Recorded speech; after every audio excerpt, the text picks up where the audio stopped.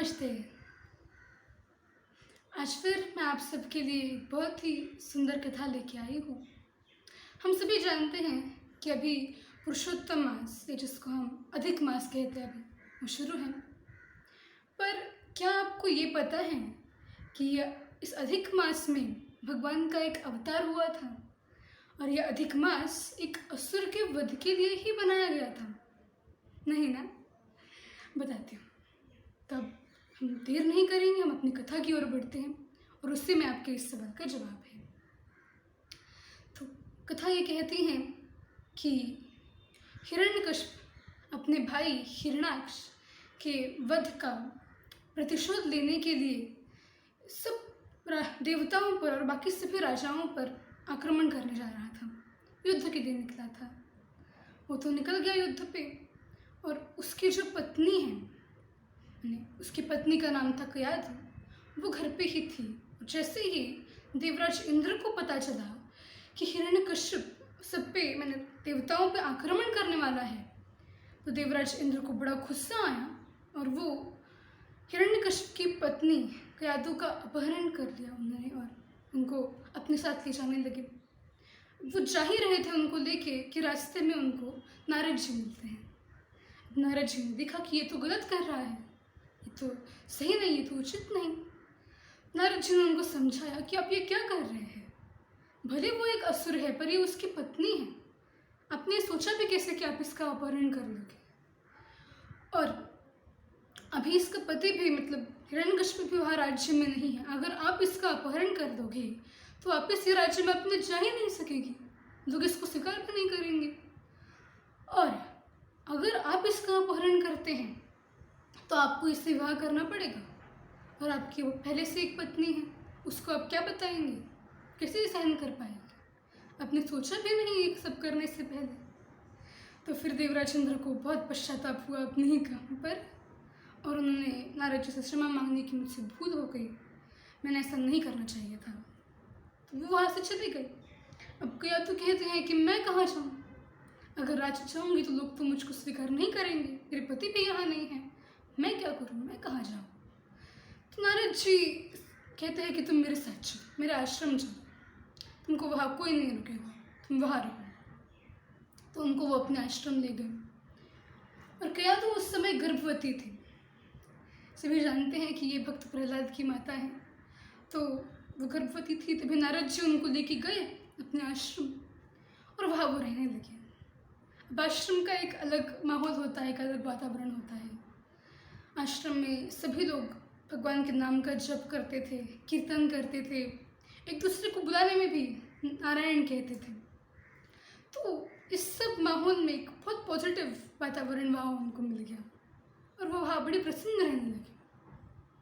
तो ऐसे कुछ महीने बीते, उनको भी उस नाम का एक आकर्षण लगने लगा कि ऐसा क्या है, ये सब नारायण बोल रहे हैं, सब भगवान का नाम ले रहे हैं, सब रोज कीर्तन कर रहे हैं और ये इतने खुश है, ऐसा क्या है इस नाम में, क्यों ना मैं भी करके देखूं। उनके मन में ये बड़ा एक जिज्ञासा ऐसे प्रकट हुई। तो वो नारद जी के पास गई और कहती है कि मुझे भी मंत्र दीक्षा चाहिए, मैं भी जप करना चाहती हूँ। नारद जी बड़े प्रसन्न हुए और उनको मंत्र दीक्षा दी। उनको हरिओम और नारायण की उन्होंने मंत्र दिए दोनों। तब से वो उन मंत्रों का जप भी करती थी और कीर्तन भी करती थी सबके साथ मिलकर। फिर कुछ ही महीनों में उनके बालक का जन्म हुआ। प्रहलाद जी थे तो उनका नामकरण भी उन्होंने नारद जी से करवाया था, क्योंकि एक संत या एक ऋषि जब नाम रखता है किसी बालक का तो वो सोच समझ के रखता है, वो उसका अर्थ समझ के रखता है, और वही नारद जी ने भी किया। नारद जी ने इस बालक का नाम रखा प्रहलाद, जो प्रत्येक क्षण आह्लाद में रहे। आह्लाद मतलब आनंद, शुद्ध आनंद। तो जो प्रत्येक क्षण आह्लाद में रहता है, आह्लाद में रहेगा, उसे हम कहते हैं प्रहलाद। तो प्रहलाद का जन्म हुआ और जन्म से वो आश्रम के वातावरण में ही पल रहा है। वो बड़ा होता गया ये बच्चा, कुछ महीनों का हुआ, फिर साल, 2 साल, 3 साल का हुआ, 4 साल, 5 साल का हो गया, वहीं पर है। अपनी 5 साल की उम्र तक वहीं पर। और क्योंकि वो वहाँ पर रहता था तो उसकी जो वातावरण था जो लोग थे, उसको एक आदत वैसे उन लोगों के कारण पड़ गई थी कि किसी को बुलाना है, किसी काम के लिए, कुछ बात करने के लिए किसी को बुलाना है, तो वो उसका नाम नहीं पुकारेगा, वो नारायण कहेगा, नारायण यहाँ आना, नारायण मुझको यहाँ जाना है, नारायण यहाँ ले चलो, नारायण ये दे दो, सब नारायण। अब इतनी छोटी उम्र में इतनी एक बड़ी आदत उनको लग गई थी संगत से कि फिर तो आनंद में रहना स्वाभाविक ही।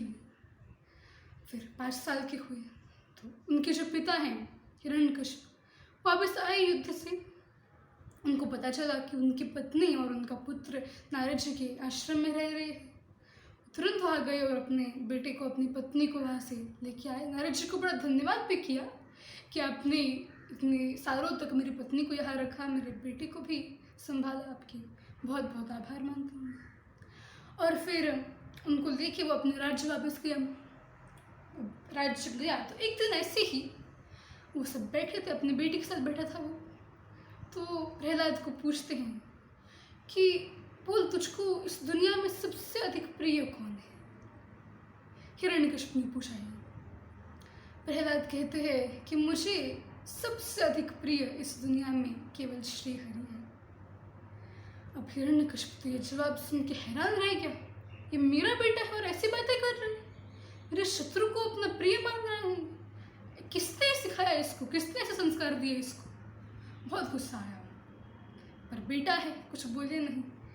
पर दूसरे ही दिन उन्होंने प्रहलाद को गुरुकुल भेज दिया कि गुरु के पास चाहे तो कम से कम इसको कुछ अकल आ जाएगी।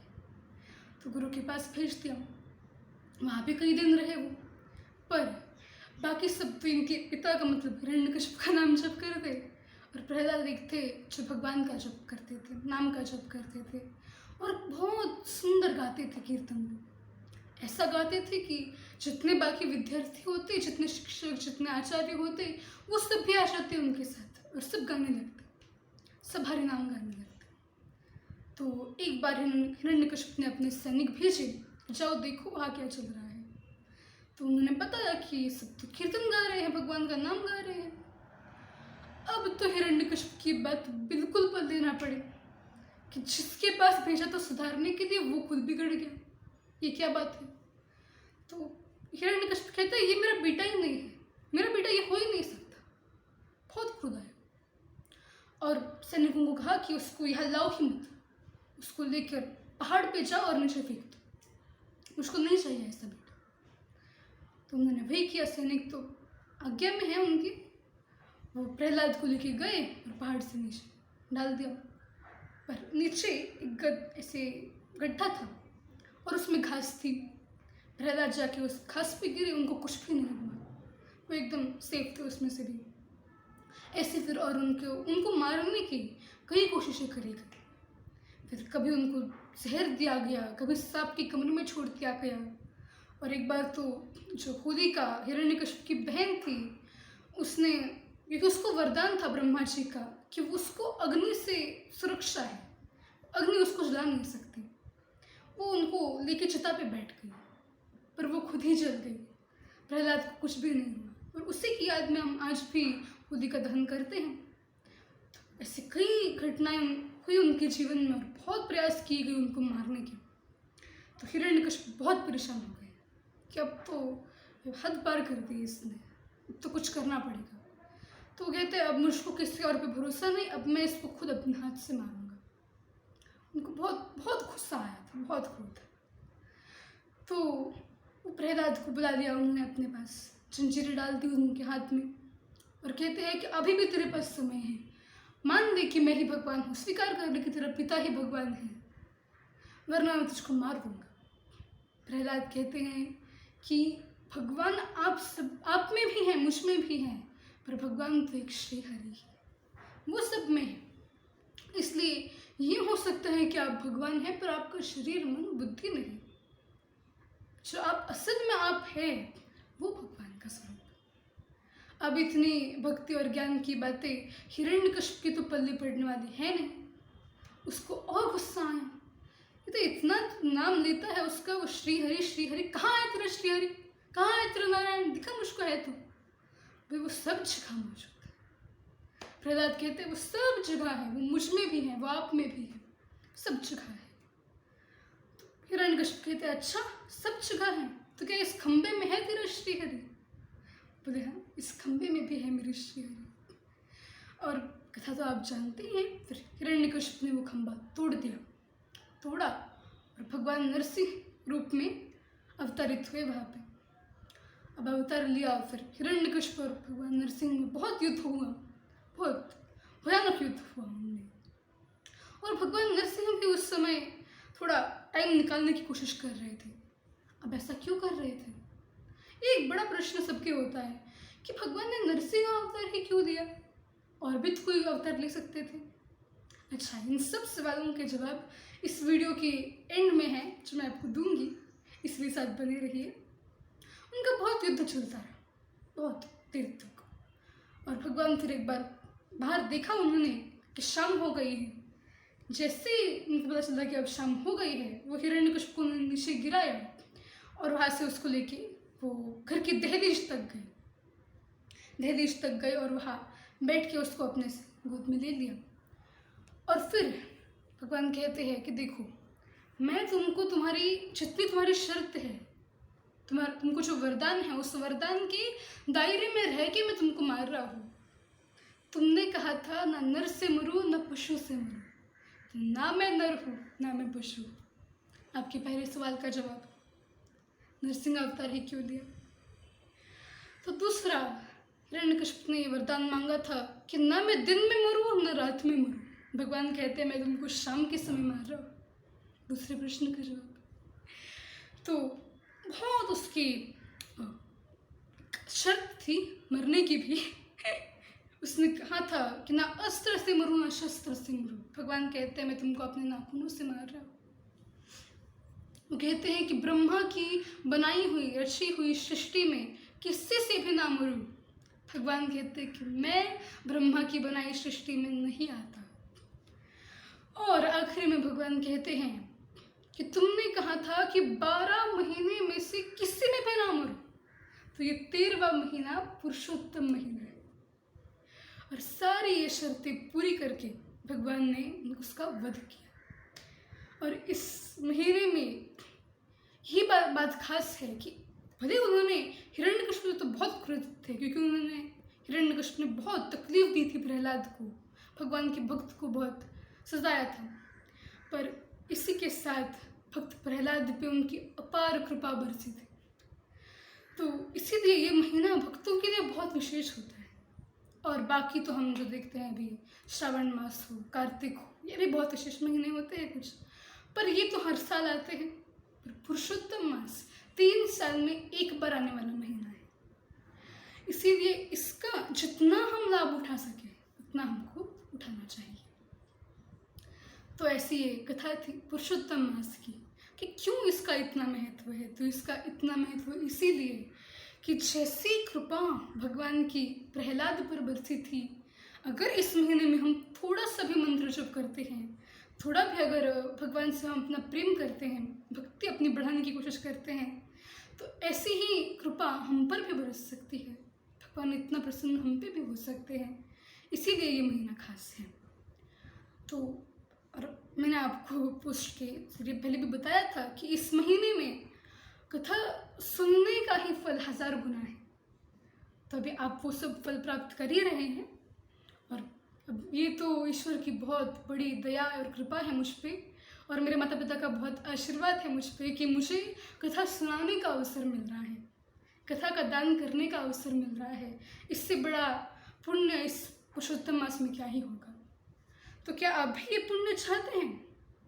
आपको सिर्फ एक छोटी सी चीज़ करनी है।